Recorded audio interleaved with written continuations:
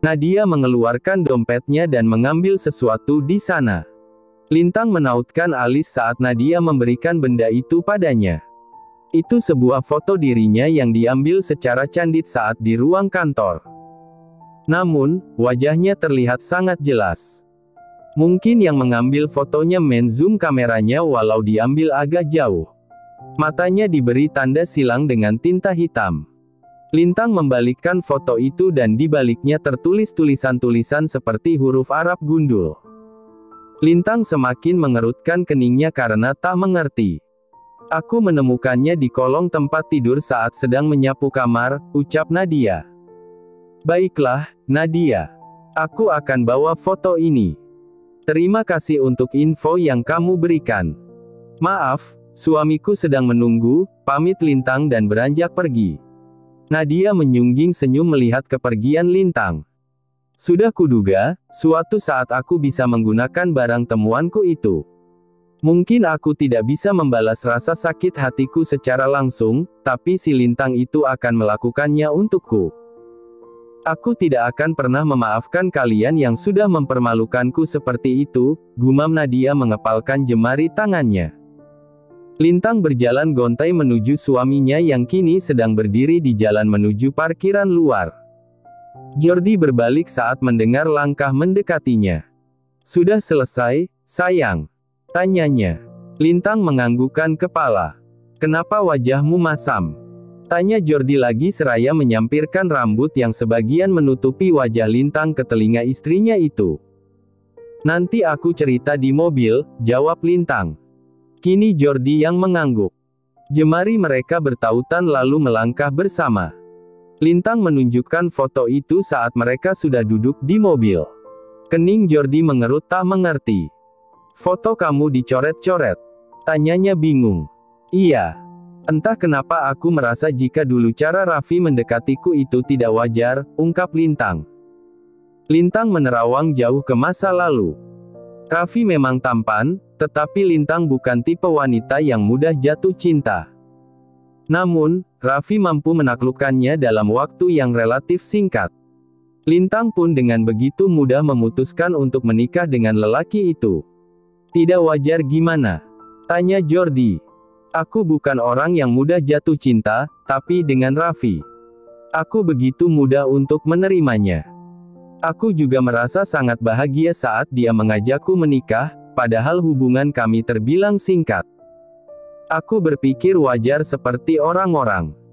Raffi laki-laki yang tampan, jadi wajar saja kalau aku menyukainya, ungkap Lintang. Oh, jadi dia itu tampan, ya. Kamu bahkan tidak pernah menggakui kalau aku tampan, ujar Jordi memasang wajah tak suka sambil mengetuk-ngetuk handle setir. Lintang tertawa kecil. Nah ini justru yang aku merasa aneh sejak awal. Kamu setampan ini, tapi aku tidak pernah menyadarinya. Dengan melihat foto ini, aku jadi bertanya-tanya, apa jangan-jangan aku memang dipelet? Ungkap Lintang. Jordi terlihat berpikir sejenak. Kemudian dia manggut-manggut. Berikan foto itu padaku. Aku akan mencari tahu soal ini. Aku curiga mantan suamimu itu masih ada niatan buruk, ucap Jordi. Mana mungkin. Dia sudah bebas dan bisa menikmati untuk bersama dengan perempuan lain. Ngapain juga masih grecokin aku? Tanya Lintang. Entahlah. Mungkin aku memang berlebihan. Semoga saja dia tidak menyimpan dendam pada kita, desah Jordi. Dendam? Dendam untuk apa? Kita nggak lakuin apa-apa sama dia. Justru dia yang main jatuhin talak dan melakukan kekerasan, ujar Lintang memberengut. Iya, sayang. Semoga saja dugaanku hanya sebuah ketakutan saja, kata Jordi sambil mengusap puncak kepala sang istri penuh kasih. Aku lelah sekali, ujar Lintang sambil menguap dan melebarkan lengannya lalu menjatuhkan tubuhnya ke atas kasur empuk di apartemen mereka. Lintang belum mau mengunjungi kediaman Danu, yang entah dia harus memanggilnya ayah atau ayah mertua. Tidurlah, sayang. Aku ada sesuatu yang harus dibereskan sebelum berangkat ke Swiss, sahut Jordi. Apa kita akan ke Italia juga? Aku kangen sama rumah itu, tanya Lintang dari kasur. Jordi yang hendak keluar kamar sontak berbalik. Kamu mau ke sana? Tanyanya. Aku mau ke sana, jawab Lintang mengangguk dalam posisi terlentang. Baiklah, kita ke sana setelah dari Swiss, kata Jordi mengulas senyum lalu keluar kamar meninggalkan istrinya yang sudah terlihat sangat kelelahan. Pak Yono, bisa bantu saya? Ucap Jordi berbicara dengan seseorang lewat ponsel. Iya, Pak, soal apa? Balik bertanya seseorang di sana. Saya tidak bisa mengatakannya di sini. Bisa kita bertemu di suatu tempat? Tanya Jordi. Boleh, Pak Jordi, jawab Yono. Iya, nanti saya kirimkan lokasinya, pungkas Jordi dan menutup sambungan telepon. Sebelum berangkat, dia kembali ke kamar dan melihat kondisi sang istri yang kini terlelap. Wajah cantiknya begitu polos bagai sesosok bayi. Jordi mendekat dan mencium keningnya lama. Aku sangat mencintaimu, dan aku tidak ingin ada sesuatu yang mengganggu hubungan kita, ucapnya pelan sambil membetulkan beberapa helai rambut yang tak rapi. Jordi masih teringat saat acara resepsi malam itu. Saat ada orang-orang yang berbuat keributan di pestanya, lalu security itu mengamankan. Terakhir dia melihat Raffi menoleh padanya sebelum pergi dengan sebuah senyuman sinis. Seolah lelaki itu sedang mengancam. Jordi yakin, Raffi memiliki dendam padanya. Saat dia selalu membela Lintang saat status keduanya masih sebagai karyawannya dan mereka sedang menjalani proses perceraian. Aku pergi dulu, bisiknya meski Lintang tak bisa mendengar ataupun menjawab. Sebuah kecupan di pipi juga bibir dia daratkan sebagai sebuah pamit. Tolong Pak Yono cari tahu soal ini. Saya sebetulnya sudah tidak percaya jika hal seperti ini masih ada di zaman yang sudah modern. Tapi, saya takut orang yang membuat ini nekat, ucap Jordi memberikan foto Lintang yang dicoret-coret dengan tulisan yang Jordi sendiri pun tidak mengerti. Waduh, sepertinya wanita di foto ini diguna-guna oleh seseorang, Pak, ucap Yono yang membolak-balik foto itu. Saya pernah melihat yang seperti ini, tapi biasanya fotonya dibungkus kain kafan, biar si perempuan nggak bisa melihat laki-laki lain. Ini seperti ajian pengasihan, ucap Yono lagi. Jordi manggut-manggut. Dia menduga-duga jika dulu Raffi menggaet Lintang dengan cara yang tak wajar. Namun, dia kecewa saat wanita yang dinikahinya ternyata tak lagi perawan. Mungkin saat itu Raffi marah dan mengobrak-abrik benda ini agar Lintang tak perlu lagi mencintainya. Namun, saat ini ada sebuah ketakutan dalam hatinya. Jordi takut jika Raffi tak rela melihat Lintang bahagia dengannya. Jordi takut jika mantan suami dari istrinya itu melakukan sesuatu yang di luar nalar. Bisa tolong Pak Yono cari tahu? Pinta Jordi. Lelaki kurus berkulit gelap itu tersenyum. Tentu saja, tapi ini tidak mudah, sahutnya. Jordi mengerti.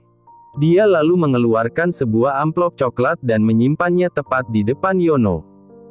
Lelaki kurus itu kembali tersenyum.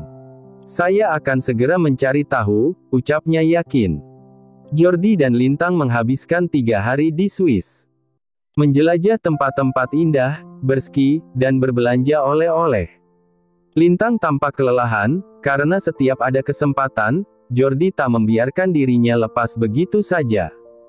Apa kamu nggak capek? Tanya Lintang yang heran dengan stamina suaminya yang tak mati-mati. Jordi menggeleng. Nggak bosan? Tanya Lintang lagi yang kelelahan. Apa kamu nggak bosan makan terus tiap hari? Sindir Jordi. Ya, enggak. Itu, kan, kebutuhan. Kalau nggak makan aku bisa mati, jawab Lintang. Nah, kamu sudah menjawab pertanyaanmu sendiri, balas Jordi. Lintang langsung menautkan alisnya tak mengerti. Nggak nyambung, deh, desis Lintang marah. Nggak nyambung gimana?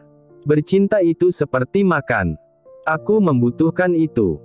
Dan kalau aku nggak bersama kamu, aku bisa mati, ujar Jordi memijit hidung istrinya pelan. Hari ini kita akan ke Italia. Kita siap-siap, ayo, ajaknya. Namun, Lintang seperti kehabisan tenaga. Kamu saja yang beres-beres. Aku capek, jawabnya dan memejamkan mata. Jordi tertawa kecil. Baru segitu saja sudah kok. Lihat saja nanti kalau sudah sampai di rumah, ancam Jordi. Aku mau mengunci diri di kamar, jawab Lintang dengan malas. Aku akan buang semua kunci-kunci itu, sahut Jordi yang mulai mengemas barang-barang. Kamu tahu, saat kamu bilang mau berkunjung ke rumah itu, aku seakan diajak flashback pada saat kamu tenggelam di danau itu. Saat itu aku menahan diri sekuat tenaga untuk tidak menyentuhmu. Tapi kali ini, kamu tidak akan bisa lepas, ujar Jordi terkekeh. Lintang yang sudah memejamkan matanya langsung melotot. Suasana rumah itu masih sama dengan saat terakhir Lintang datang ke sana, terlihat bersih dan asri. Rumah ini, kan, nggak ada yang isi kalau kamu di Indonesia. Terus, kok, bisa bersih? Tanya Lintang saat memasuki halaman dan rumput-rumput tidak ada yang meninggi seolah rutin dipangkas setiap beberapa hari sekali. Ada orang yang datang setiap 3 hari sekali untuk bersih-bersih, jawab Jordi yang membuka kunci pintu. Bahkan saat masuk pun rumah itu tercium pewangi ruangan. Betul-betul tidak terlihat seperti rumah yang sudah ditinggalkan lama. Pantas saja. Aku sudah menduganya saat pertama kali datang ke sini.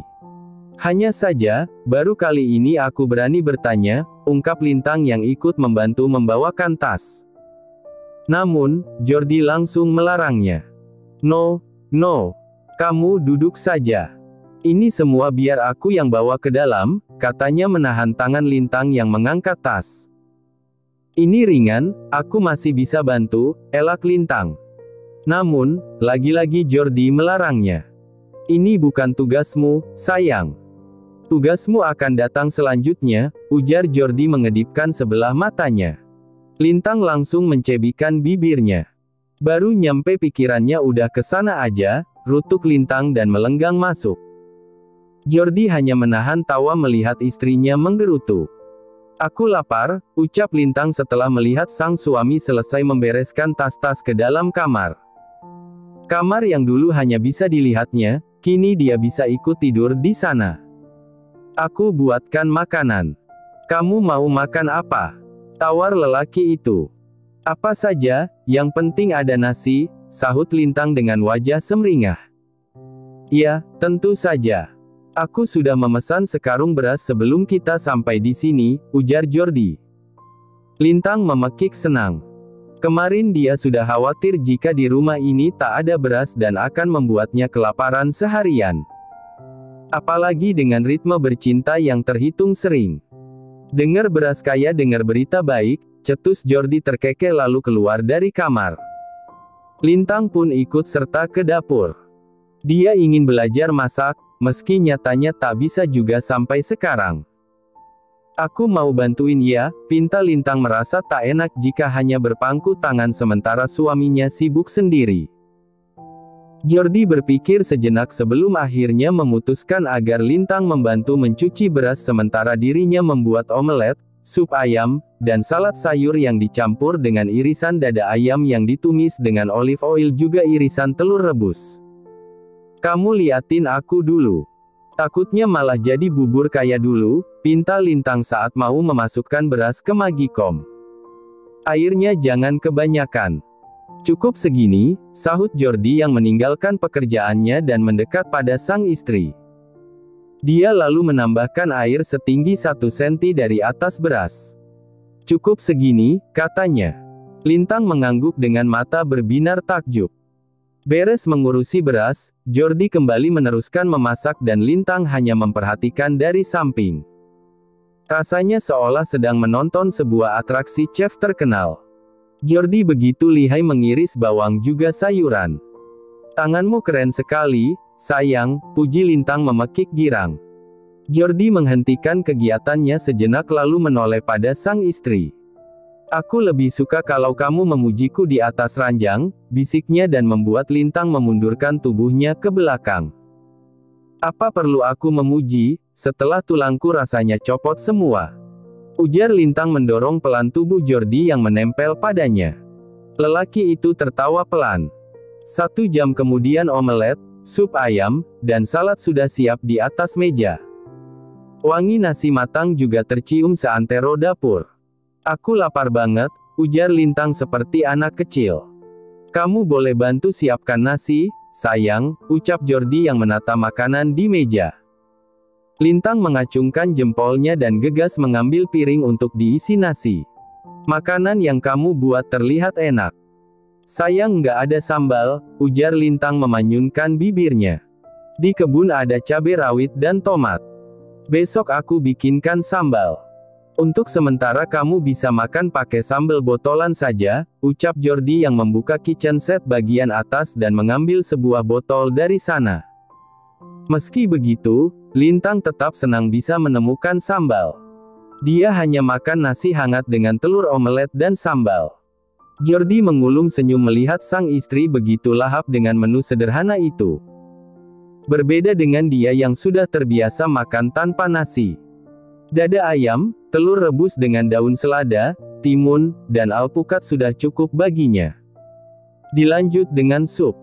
Karena kamu sudah capek masak, maka biar aku yang mencuci piring, ujar Lintang dan mengambil piring dan mangkuk yang kotor lalu membawanya ke sink.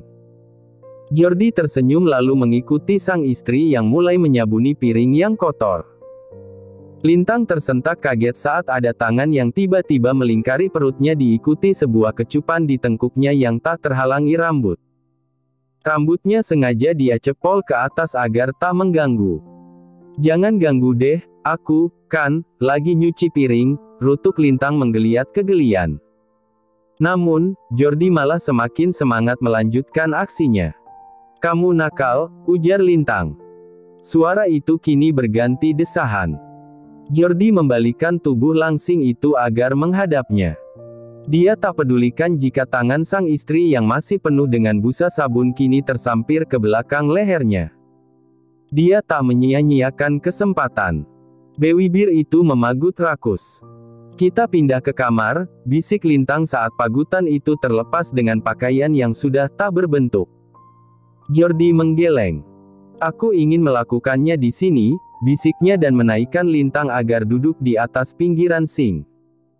Kamu gila, ucapnya dengan desahan yang mulai menggila. Jordi tersenyum melihatnya. Rati mengajak Gendis untuk berjalan-jalan ke pusat perbelanjaan. Beberapa hari yang lalu dia menerima gaji yang selalu ditambah dengan bonus dan hari ini Rati ingin membelikan baju baru untuk putrinya. Gendis menatap takjub pada toko mainan yang dilewatinya. Sebuah boneka Barbie menarik perhatiannya. Rati bisa menangkap sikap putrinya itu. Dia merasa kasihan pada Gendis yang tak pernah memiliki mainan yang bagus. Kamu mau, nak? Tanyanya dengan tatapan nanar. Gendis yang berdiri tepat di dinding kaca itu sontak menoleh pada ibunya lalu menggeleng pelan. Gendis kasihan sama ibu. Mending uangnya buat makan aja, jawab gadis kecil yang sudah terbiasa hidup susah itu. Mata Ratih langsung berkaca-kaca saat mendengarnya. Dia kemudian menarik lengan kurus putrinya dan mengajak masuk ke dalam toko mainan. Pilihlah mana yang kamu mau, ucap Ratih dan membuat mata sang putri berbinar bahagia. Benarkah, Bu? Tanyanya seakan tak percaya. Selama ini, jangankan untuk membeli mainan, punya makanan di rumah saja sudah sangat bagus untuknya. Iya, ambillah mana yang kamu suka, jawab Ratih. Apa ibu punya uang? Tanya gadis kecil itu dengan polosnya. Ratih mengangguk pelan. Pekik girang terdengar dari mulut gadis kecil itu. Gendis pun menunjuk boneka yang tadi dia lihat. Saat mengetahui harganya, Ratih agak tersentak. Namun, dia tak ingin mengecewakan sang putri. Tak mengapa jika uang tabungannya dia gunakan untuk membahagiakan putrinya. Gendis melenggang dengan hati riang. Apalagi sang ibu mengajaknya untuk membeli baju baru. Ibu beneran punya uang. Gendis seneng kalau ibu jadi banyak uang. Gendis nggak marah walaupun setiap hari harus di rumah sendiri, celotehnya. Ratih tersenyum sembari mengacak pelan puncak kepala sang putri. Saat keluar dari toko baju, Gendis berteriak. "Ayah!" ujarnya. Seseorang yang dipanggil ayah itu sontak menoleh pada dua orang yang baru keluar dari toko pakaian. Alisnya bertaut seolah merasa heran jika wanita yang selama ini dia rendahkan bisa membeli baju di toko yang harganya mahal. Selama ini, Rati bisa membelikan baju untuk Gendis di pasar pun sudah sangat bagus. Bibir lelaki itu menyungging senyum mengejek. "Punya banyak uang rupanya kamu. Dapat dari mana?" "Melacur," tuduhnya pada Rati. Gendis yang tadi ingin memeluk ayah yang sudah lama tak dia jumpai, kini mundur perlahan. Terima kasih sudah menonton, guys. Jangan lupa klik like jika kalian menikmati cerita ini, subscribe untuk update konten seru lainnya, dan tinggalkan komentar di bawah tentang apa yang kalian pikirkan atau cerita apa yang ingin kalian dengar selanjutnya. Dukungan kalian sangat berarti. Sampai jumpa di video berikutnya.